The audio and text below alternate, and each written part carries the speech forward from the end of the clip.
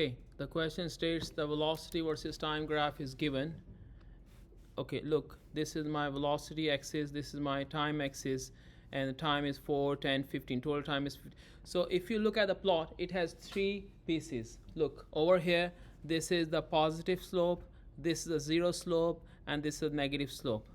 Okay, this thing is very clear. Now the question is, plot the acceleration versus time. Look, so what I'm going to show you very quickly without numbers, this is a positive slope, it's a straight line up until in the positive like number is up until 4 seconds. Then it's a zero slope, so it's a zero line up until 10 seconds.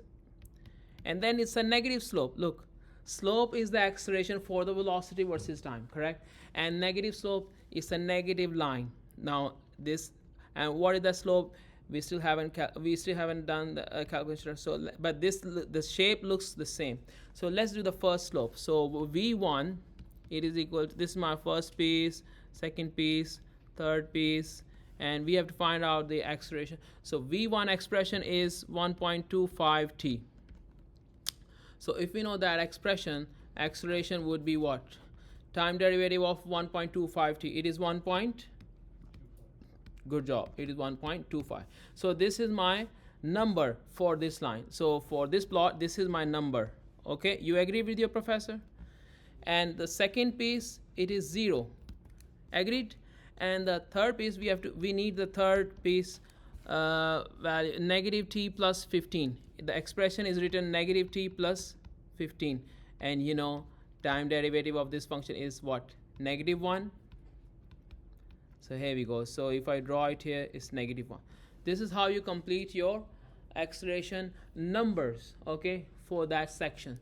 Let's do the next part. It says the total distance, total distance traveled into that pieces. So it is a similar problem like we did in the previous case. So you have to go from velocity to the position and then plug in the limits, and that will give you the total distance. So what I would suggest, let's take the first piece, which is v1 equals 1.25 t, and you know that I would say ds1 from 0 to s location 1 equals to 0 to time, I believe it is 4 seconds. Yes, this expression is valid up until 4 seconds.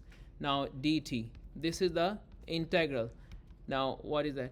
So you can also do like this. Another way is, look, another way is three perfect shapes. We have been doing area of perfect shapes since the high school. So this is like triangle. What is the area of triangle? Half into base into height, correct? You agree with your professor? So area of one triangle, what is that? Closer, if I zoom in a little bit, what is that equals to? That's good. This area is half into base into height, which is 10. How about the area 2? This is a rectangle. Take a closer look. Base times height. What is base? Yeah, can you help me? Can you help your professor? Base is, yes, go ahead. 10 minus 4 is 6, which is the base. Height is what? 6 times 5, 30. You agree with me? And how about this third area? Half into base, which is 5, into height, which is 5 again. 12.5.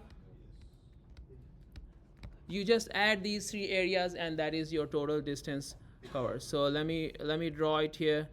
You can use this method as well as you can use the area of the, I would say if it is a perfect shape, you can verify with this area. So the total area, I would say delta 1 plus delta 2 plus delta 3. Delta is the symbol for the area, is 10 plus 30 plus 12.5. If you add them up, you should get, there's a total distance.